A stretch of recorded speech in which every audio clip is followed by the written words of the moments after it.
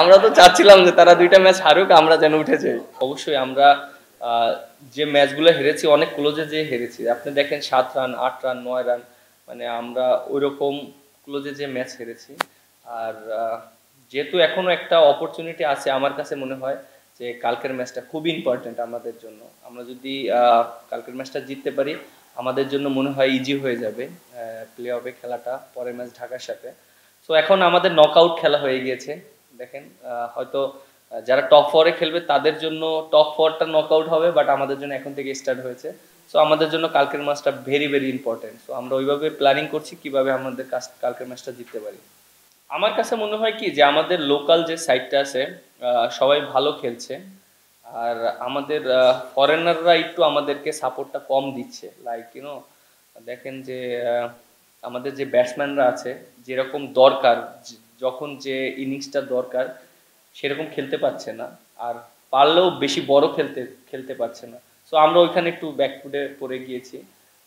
Specialist আমরা লোকালরা খুবই ভালো খেলছে, বিশেষ করে আবু হায়দার রনি খুবই ভালো বোলিং করছে। আপনি দেখেন ও মনে হয় সেকেন্ড হাইয়েস্ট উইকেট টেকার। এবং মাহিদুল অঙ্কন ও যেভাবে ব্যাটিং করছে, পিছনের দিকে খেলছে, টিমকে ভালো প্রতিদিনই একটা স্টার্ট দিচ্ছে, খুব অল্প বলে বেশি রান করছে। এবং নাইম শেখ উপর থেকে আফিফ, মানে ওভারঅল আমাদের লোকাল যারা আছে আমি মনে করি সবাই পারফর্ম করছে। বাট তারপরও এন্ড অফ দ্য ডে আমরা বড় করতে পারছি না। হয়তো 40-50 করে আউট হচ্ছে, ওটা যদি 70-80 রান করতে পারতো কেউ, তাহলে আমাদের জন্য ইজি হয়ে যেত, ইজি হয়ে যাবে। বাট পরে ইস্যুটা ডিফারেন্ট হয়ে গেছে, কারণ আমরা এত ম্যাচ হেরেছিলাম ব্যাক টু ব্যাক। আর চিন্তা করেছিলাম যে উপর থেকে যেহেতু আমি ওপেনিং করতে পারি, আমাদের ম্যাচ জেতাটা অনেক ইম্পর্টেন্ট, স্টার্টটা খুবই ইম্পর্টেন্ট। সেহেতু আমার উপরে ব্যাটিং করাটা খুব ইম্পর্টেন্ট টিমের জন্য। আমি যদি বড় একটা রান করতে পারি, টিমও ভালো রেজাল্ট করবে। এন্ড অফ দ্য ডে আমাদের টিমটার ভালো একটা পজিশন হয়ে যাবে। তখন ওই চিন্তা ছেড়ে তখন টিমের চিন্তা করে টিমটা রেজাল্ট করানোর জন্য উপরে ব্যাটিং করতে হয়েছে। আমি তো মানে ওপেনার ব্যাটসম্যান না, টিমের প্রয়োজনে খেলেছি এর আগে যখনই দেখেছেন। আর কন্টিনিউ করা হয়নি, একটা টপ অর্ডার ব্যাটসম্যান ওপেনার ব্যাটসম্যানকে কন্টিনিউ করতে হয়। সো আমার ক্ষেত্রে ওইটা হয়নি। টিমের প্রয়োজনে বা টিমের খারাপ সিচুয়েশনে আমি হয়তো পাশে দাঁড়িয়েছি, আমাকে খেলিয়েছে।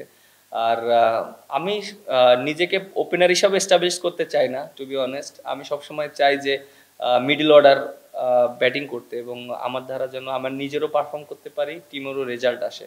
সো ওইভাবেই চিন্তা করেছিল, বাট ওই সিচুয়েশনটা টিমের প্রয়োজনে হয়েছিল, যেটা এখন বিপিএল এ হয়তো করছি।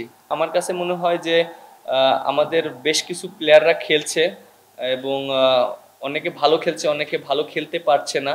বাট আমার কাছে মনে হয় যে আরো কিছু জায়গায় ভালো করতে হবে, কারণ কনফিডেন্টটা খুব ইম্পর্টেন্ট, আপনি যেটা বললেন। আর এই টুর্নামেন্ট যদি ভালো করতে পারে, ভালো শেষ করতে পারে, ভালো একটা রান করতে পারে, তাহলে চ্যাম্পিয়ন্স ট্রফি যাওয়ার আগে একটা ভালো কনফিডেন্ট থাকবে প্রত্যেকটা প্লেয়ারের। আমি দুইবার বিপিএল এ ক্যাপ্টেন্সি করেছি, একবার রাজশাহী কিংসে করেছিলাম, আর একবার চিটাগংয়ে করেছিলাম। আর এটা নিয়ে আমার জন্য থার্ড টাইম ক্যাপ্টেন্সি করছি। আর ক্যাপ্টেনটা এটা একটা, আপনি জিনিসটা দেখেন যে আপনি যদি হুট করে এক ক্যাপ্টেন্সি করেন আবার ক্যাপ্টেন্সি না করেন, একটু ডিফিকাল্ট প্রত্যেকটা প্লেয়ারের জন্য, এবং ক্যাপ্টেনের জন্য অনেক ডিফিকাল্ট, তার মাইন্ড সেট আপ অন্যরকম হয়। বাট আমার কাছে মনে হয় আমি না, যেই ক্যাপ্টেন হোক না কেন, তাকে যদি একটা নির্দিষ্ট সময় পর্যন্ত দেওয়া হয়, বা তাকে যদি লং টাইমে চিন্তা করা হয়, তাহলে সে নিজেকে ওইভাবে মেন্টালি রেডি করতে পারে। আপনি দেখেন যে ওয়েস্ট ইন্ডিজ সিরিজটা আমি করেছি, একটা সিরিজ করেছি। আমি হয়তো প্রথম বাংলাদেশ টিমে ওই সময় ক্যাপ্টেন্সি করেছি, আমার জন্য অতটা ইজি ছিল না, কারণ প্রত্যেকটা প্লেয়ারই ইনজুরি ছিল। এবং আমাদের যে ক্যাপ্টেন ছিল শান্ত, ও ছিল না, ও ইনজুরি না থাকার কারণে আমি করতে হয়েছে।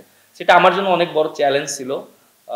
তারপরেও অনেকটা মানিয়ে নিয়েছি। বাট আমার কাছে মনে হয় যে প্রত্যেকটা প্লেয়ার সাপোর্ট করাটা ইম্পর্টেন্ট, এবং পারফর্ম করাটা ইম্পর্টেন্ট। একটা ক্যাপ্টেন তখনই ভালো রেজাল্ট করে যখন প্রত্যেকটা প্লেয়ার তাকে সাপোর্ট করে, এবং প্রত্যেকটা প্লেয়ার তার জায়গা থেকে পারফর্ম করে। ভাই আমাদের তো দুইটাই জিততে হবে, কারণ একটা ম্যাচ জিতলে তো আমরা উঠতে পারবো না একটা হারলে। সো আমাদের এখন অপশন নেই, আমাদের দুইটাই জিততে হবে। আমরা তো চাচ্ছিলাম যে তারা দুইটা ম্যাচ হারুক, আমরা যেন উঠে যাই।